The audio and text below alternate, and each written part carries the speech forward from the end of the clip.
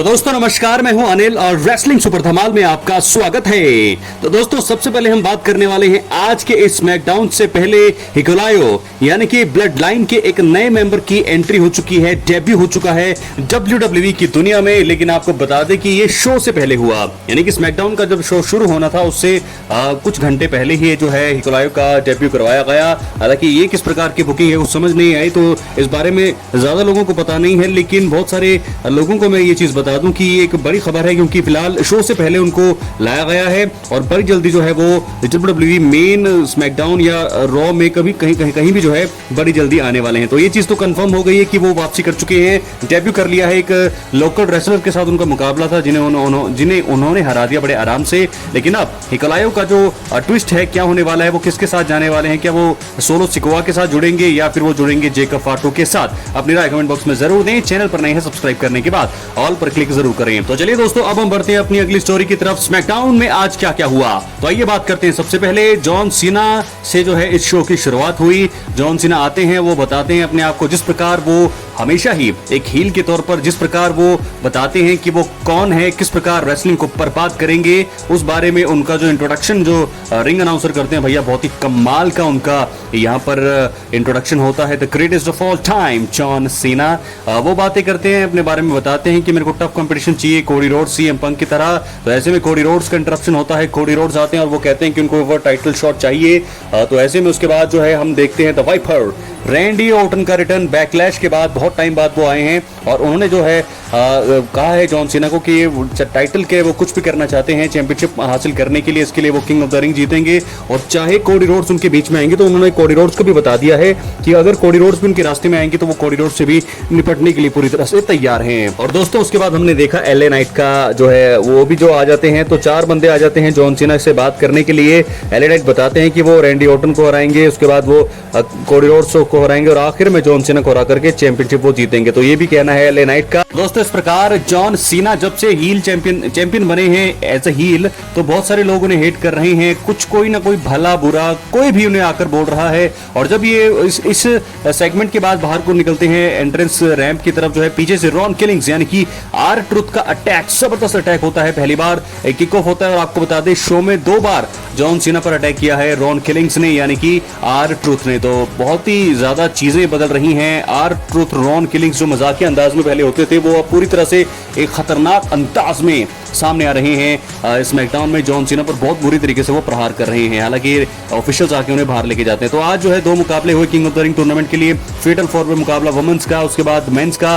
तो बात करें सबसे पहले वुमेन्स में, तो हमने देखा एलेक्सा ब्लेस शार्लेट फ्लेयर के बीच जो है मुकाबला खेला गया। फेटल 4 में मुकाबला कैंडिस लरे भी थी, लेकिन आखिर में ये मूव के चलते शार्लेट फ्लेयर को समझ ही नहीं आई कि हुआ क्या, और आखिर में एलेक्सा ब्लिस जीत चुकी हैं, क्वालिफाई कर चुकी हैं आगे सेमीफाइनल्स के लिए। अब वो जो है एलेक्सा ब्लिस सामने जा चुकी हैं, उन्होंने हरा दिया है फेटल 4 में मुकाबले में शार्लेट फ्लेयर को। तो बहुत ज्यादा चीजें बदल रही हैं। मुझे लगता है कि एलेक्सा ब्लिस बनने वाली है miss money in the bank 2025 की पूरी। मुझे लगता है कि वो अब कंटेंडर है और जीत सकती हैं। अब दोस्तों इसी के साथ हम बढ़ेंगे अपनी अगली खबर की, और जो जुड़ी है बियांका बेलेयर के लिए। आपको बता दें बियांका बेलेयर इस समय WWE की दुनिया में नहीं है, क्योंकि अभी वो ब्रेक पर है। तो ऐसे में बताया जा रहा है कि समर स्लैम के आसपास उनका रिटर्न हो सकता है। बहुत ही कमाल की रेसलर है और बहुत ही ज्यादा नाम इन्होंने कमा लिया है WWE की दुनिया में। तो देखना होगा कि समर स्लैम के आसपास क्या उनकी वापसी होती है। रिपोर्ट्स में कहा जा रहा है PW इनसाइडर की रिपोर्ट में कि बियांका बेलेयर समर स्लैम के आसपास रिटर्न कर सकती हैं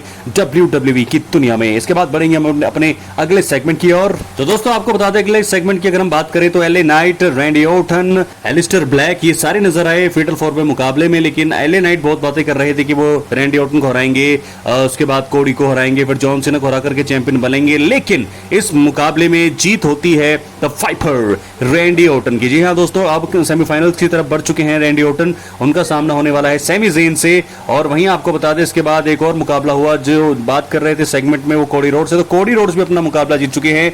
किंग ऑफ द रिंग का जो मेन इवेंट हुआ उस मुकाबले में जीत हो चुकी है कोडी रोड्स की। तो दोस्तों रैंडी ऑर्टन यहां से जा चुके हैं। सबसे पहले मुझे लगता है कि रैंडी ऑर्टन और सैमी ज़ेन में से, हालांकि सैमी ज़ेन थोड़ा डिजर्व करते हैं क्योंकि उनकी स्टोरी कुछ अच्छी लग रही है, लेकिन मुझे लगता है रैंडी ऑर्टन जीतेंगे। उसके बाद कोडी रोड्स के सामने कौन आएगा देखना होगा। लेकिन कोडी रोड्स भी आज मेन इवेंट में, स्मैकडाउन के मेन इवेंट में फेटल 4 में मुकाबला जीत चुके हैं। उन्होंने हरा दिया है डेमियन प्रीस्ट को और भी बड़े बड़े सुपरस्टार्स को। लेकिन ये है अब आज का स्मैकडाउन खत्म होने के बाद ये है आपके सामने फाइनल स्टोरी लाइन। ये कार्ड है king of the ring tournament का। सैमी ज़ेन हरा चुके हैं और रैंडी ऑर्टन आगे बढ़ चुके हैं। तो सैमी ज़ेन रैंडी ऑर्टन के बीच होने वाला है मुकाबला, जो जीतेगा वो पहुंचेगा फाइनल में। कोडी रोड्स वहां से जा चुके हैं, तो यहाँ से जे ऊसो, ब्रॉन्सन रीड, उसके बाद जो है रूसेफ भी हैं, शीमस भी हैं। कौन जाएगा, कौन लड़ेगा कोडी रोड्स से? उसके बाद अगर रैंडी ऑर्टन कोडी रोड्स, क्या हम देखने वाले हैं फाइनल में नाइट ऑफ चैंपियंस में?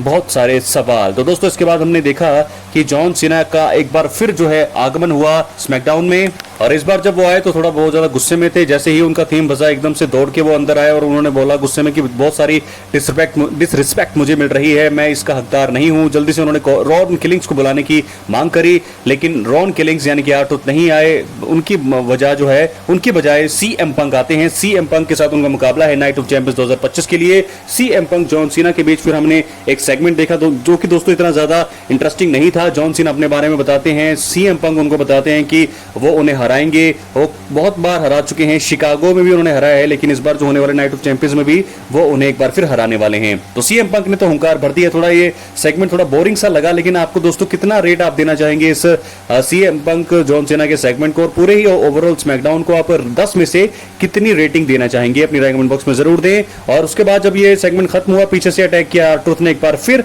और सीएम पंक ने कहा कि सच्चाई बहुत कड़वी होती है, ये बोल के वो वहां से चले गए। और उसके बाद अटैक किया, एसटीएफ लॉक में डाला आर-ट्रूथ ने। लगातार 2 बार हमला कर दिया है दोस्तों यहाँ पर आर-ट्रूथ, रॉन किलिंग्स ने तो पूरी तरह से फायर अप है यहाँ पर आर-ट्रूथ। तो उनके बीच एक मुकाबला भी अगले हफ्ते हमें देखने को मिलेगा, जॉन सीना वर्सेस आर-ट्रूथ। तो इसके बाद हम बात करेंगे कोडी रोड्स की। तो दोस्तों आपको बता दें कि American nightmare Cody Rhodes king of the ring tournament में पार्टिसिपेट कर रही हैं और उन्होंने सेमीफाइनल में जगह बना ली है। आपको मैं बताने वाला हूं कि कोडी रोड्स को जरूरत नहीं थी king of the ring tournament में पार्टिसिपेट करने की, क्योंकि वो अनडिस्प्यूटेड चैंपियन बन के आए हैं। जॉन सीना ने ही उन्हें हराया, लेकिन उनके पास एक मौका था रीमैच की मांग करने का, और साथ के साथ money in the bank premium live event में भी उन्होंने जॉन सीना को हराया था, पिन किया था। तो ऐसे में कोडी रोड्स को आराम से वो है मुकाबला मिल सकता था, उनको जरूरत नहीं थी। इससे बहुत सारे सुपरस्टार्स को जो है मौका मिलना था, वो नहीं मिल पाया। एंड्राडे के साथ उनका मुकाबला हुआ और सिंस के नाकामोरा को उन्होंने टैप आउट किया। डेमियन प्रीस्ट थे वहां पर। कोडी रोड्स को वहां पर अगर वो नहीं होते तो वहां पर कोई ना कोई आगे बढ़ सकता था। तो ऐसे में कोडी रोड्स को जरूरत नहीं थी king of the ring tournament जाने की, जीतने की,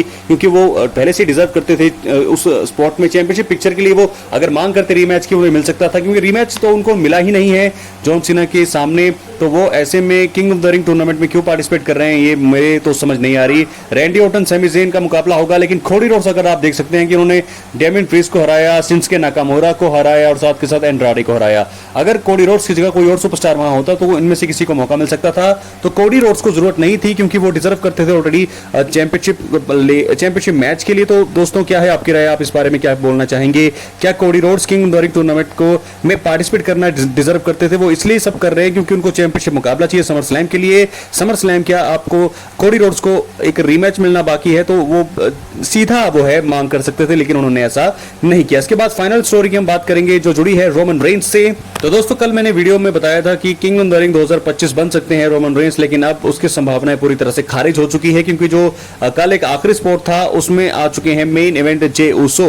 तो जे ऊसो लड़ेंगे, रोमन रेंस नहीं है। तो रोमन रेंस क्या अब नाइट ऑफ चैंपियंस में वापसी नहीं करेंगे? ऐसा नहीं है, वो वापसी जरूर कर सकते हैं, किसी स्टोरी का हिस्सा बन सकते हैं, लेकिन फिलहाल mister money in the bank, mister king of the ring वो नहीं बनने वाले हैं, क्योंकि उनका नाम ही नहीं है। तो ऐसे में क्या नाइट ऑफ चैंपियंस में होने वाला है रोमन रेंस का रिटर्न? और एक रिपोर्ट में बताया जा रहा है कि वो जो है WWE से इस बारे में इसलिए रिटर्न नहीं हो रहा है क्योंकि $15 मिलियन से उनकी सैलरी को कट ऑफ करने के बारे में कहा जा रहा है। लेकिन ये जो खबरें हैं खारिज कर दी है डेव मेल्टजर ने। उन्होंने कहा है कि अपने न्यूज लेटर में उन्होंने कहा है कि रोमन रेंस और WWE के बीच में इस बारे में बात नहीं हो रही है। टोटल इस समय 5 से 7 सुपरस्टार हैं जो $5 मिलियन से ज्यादा की कमाई करते हैं हर साल। रोमन रेंस उनमें से एक है, सबसे आगे है रोमन रेंस। तो ऐसे में इस बात पे तो बातें चल नहीं रही है। तो मुझे लगता है कि जो सैलरी के बारे में बातें हम कर रहे थे पहले की, इसलिए रोमन रिटर्न नहीं कर रहे हैं, तो वो सारी बातें खारिज है। अपनी राय कमेंट बॉक्स में जरूर। क्या नाइट ऑफ चैंपियंस में होगी रोमन की वापसी? बहुत बहुत धन्यवाद।